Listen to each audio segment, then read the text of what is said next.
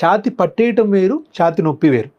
So ఛాతీ పట్టేయటం అంటే మీకు టైట్గా ఉండటం, ఛాతీ నొప్పి అంటే ఛాతీలో ఇంకా నొప్పి రావటం.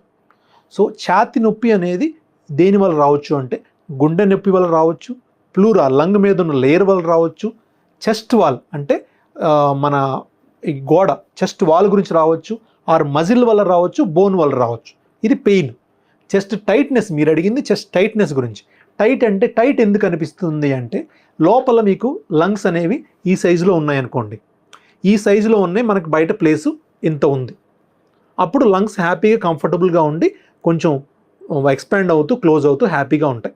అదే ఏదైనా డిసీజ్ వల్ల మీకు లంగ్ సైజు ఆల్రెడీ పెరిగింది కొంచెం, అది ఏ డిసీజ్ అని ఉండొచ్చు, పెరిగితే ఏమవుతుంది, మీకు ఎక్స్పాన్షన్ కెపాసిటీ అంతే. ఇంతకుముందు ఇంత స్పేస్ ఉంది మీకు ఎక్స్పాండ్ అవడానికి, ఇప్పుడు ఇంత స్పేస్ లేదు, ఇంత కొంచెం ఎక్స్పాండ్ అయిపోయింది ఆల్రెడీ. అప్పుడు ఏమవుతుంది, మీకు కొంచెమే పెరగగలదు, లంగ్ ఎక్స్పాండ్ అయ్యి కొలాప్స్ అవ్వగలదు. సో అప్పుడు ఏమవుతుంది, ఆటోమేటిక్గా మీకు చెస్ట్ టైట్గా అనిపిస్తుంది.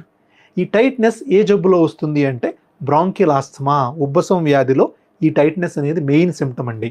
ఈ ఉబ్బసం వల్ల భయపడాల్సిన అవసరం ఏమీ లేదు.